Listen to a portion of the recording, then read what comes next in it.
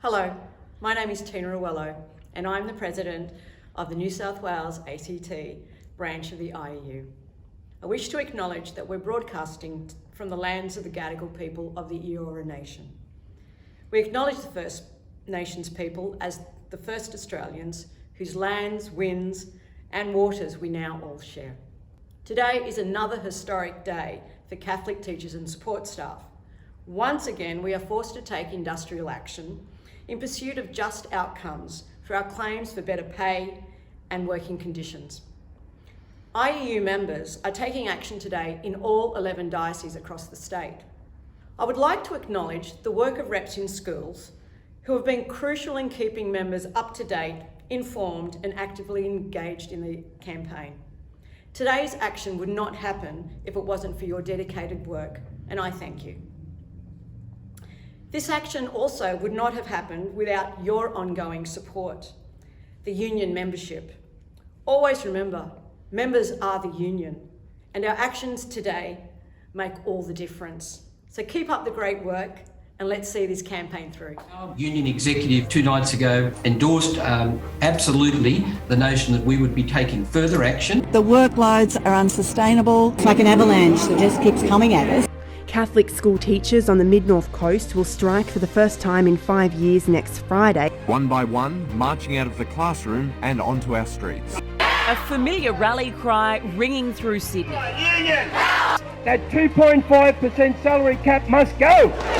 Hello, I'm Mark Northam, the Secretary of the New South Wales ACT Independent Education Union, and it's great that you've joined us today, taking strike action, stop work action right around New South Wales and the ACT. For too long, IEU members throughout, for almost a year now, schools have been running on the goodwill of IEU members, and that's both teachers and support staff. We've made some headway with support staff, and you'll hear details of that later on in this morning's broadcast. But the action that we've asked our members, IEU members, to take around mid-November has to do with putting pressure on the Catholic employers to come to the table and negotiate in a meaningful manner, particularly about workloads, but also about uncompetitive salaries. Chris Minns joined the IEU Council in October and indicated quite clearly that the salary cap would go if his government, his party was put in government in 2023. So that's good news for us. We have to support the team that will support teachers. So thanks for joining us today. Thanks for supporting the union throughout what has been an enormously lengthy campaign. There's been plenty of lumps and bumps along the road. 2 days out, an hour stoppage now. It really helps us when we get in room with the Catholic employers, which we're hoping to do this week, and really get this moving and get some results in terms of your pay packet and in particular the workload that you face as well. So thank you very much. The Independent Education Union has slammed Catholic Education's promise to match state-paid teacher wages. Even though we're not state public servants, we're shackled, we're chained to the outcomes that they achieve. Negotiations will continue at the Industrial Relations Commission as Catholic Education insists it will continue to work with the union. What we did in this courtroom yesterday upstairs on level 10 was quite extraordinary. We intervened in a matter. The Teachers Federation stood up in court and they supported that intervention. There's an inextricable linkage between state school teacher salary outcomes and Catholic systemic teacher outcomes. Hi, I'm Carol Matthews. I'm the Deputy Secretary of the IEU. I want to thank you for your support in this protected action today. Hundreds of schools are stopping work on Tuesday the 15th of November from 8:30 to 9:30. But there's also quite a lot of chapters stopping work at a different time. There has been enormous engagement in school chapters about both the stop work and about what can we do practically to improve workload at school level. The union is absolutely committed to achieve real improvement in teacher workload. We call on the employers to work with you and with us to make immediate and significant changes. Without these changes, teachers' goodwill will evaporate even further and the teacher shortage will only get worse. Something must be done to fix this. In relation to pay, you may have heard that the New South Wales Commission ruled on an application by the state government in relation to teachers in government schools. This decision that they made only applies to teachers in government schools, not to our members in Catholic schools. The Commission decided to award a pay rise of 2.29% in 2022, including the increase teachers have already got, and to award 2.53% from January 2023. So in other words, a little bit more than 2% in 2022, most of which everyone has already got, including our members in Catholic schools, and only a slightly bit more than 2% from January 2023. This outcome is simply unacceptable. It's been condemned by the New South Wales Teachers Federation, and we also think it is totally unsatisfactory. The union is continuing to press our employers for a pay outcome which is better than what the New South Wales Commission has awarded. We are also continuing to try and lock in concrete pay increases for support staff, which have been promised from next year. As you'll hear in a minute, we're not there yet. And of course, workload remains a major focus of our campaign. We'll be consulting with members in the new school year about the next step in this campaign. Thank you for your support, and look out for our union communications next year. Thank you. Teachers and support staff have been expected to just give. It's about workload. Yeah! This is a system run on the back of the goodwill of teachers and admin staff. We're overworked, underpaid and underappreciated. Too much admin. Protests that turned into parties. Hear our voice and make it clear.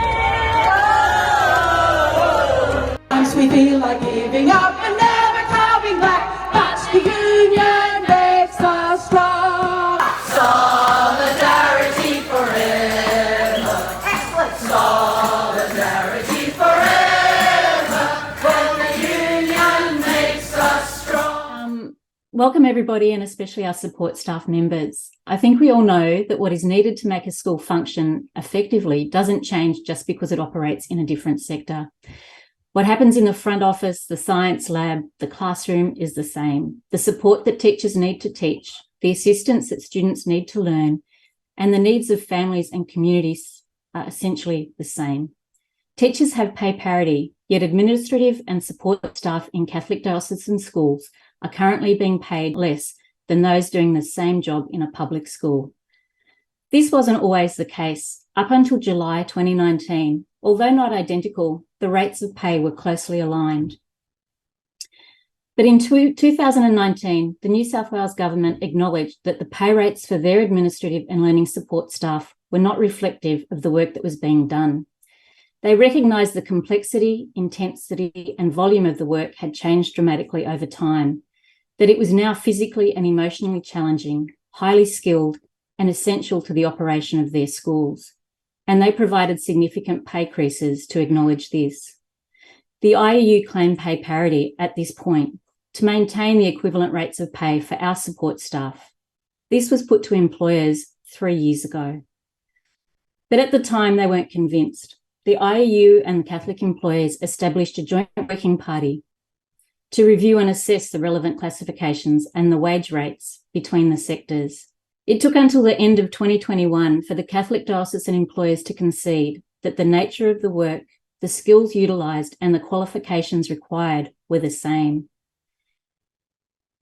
This is a key non-negotiable feature of the union's current 2020 Catholic Schools campaign. We want to establish pay parity for our support staff employees. The Catholic dioceses have said that they're committed to providing pay parity, but have sought to delay the wage adjustments and have not discussed implementation at all. The union formally put to the Catholic diocesan employers proposed arrangements for realigning the employees with the public sector rates back in February 2022, but we only received their response in October. The response again saying that they agreed in most part, but were seeking clarification on some minor issues. Other than the Diocese of Broken Bay, the diocesan employers are still dragging their feet. Broken Bay has undertaken to implement full pay parity plus an additional loading from the beginning of 2023, but there is silence from the rest of them. School administrative and learning support employees in Catholic diocesan schools have now been waiting for more than 3 years to be paid the same as their public sector counterparts. Negotiations with the diocese are scheduled to commence in the coming weeks, but let's keep the pressure on to ensure that they know that our support staff have waited for way too long. The Teachers Union truck has hit the road to campaign about the state's education crisis. A billboard bus is travelling through the region calling for staff shortages to be addressed. For extra time for planning. My average work week would be somewhere around the 60 to 70 hours a week. Our union's had 2 stoppages, you're probably aware of that, 6 weeks apart. That, in a historical sense, is unheard of. Our union has never put as many people on the street as it has this year, ever. Well, our members are on the streets because they've got insufficient pay and they've got conditions that need resetting. It's as simple as that. They need additional release time to make schools work. Schools are working now on goodwill. Our members are on their knees, schools are on their knees, and enough's enough.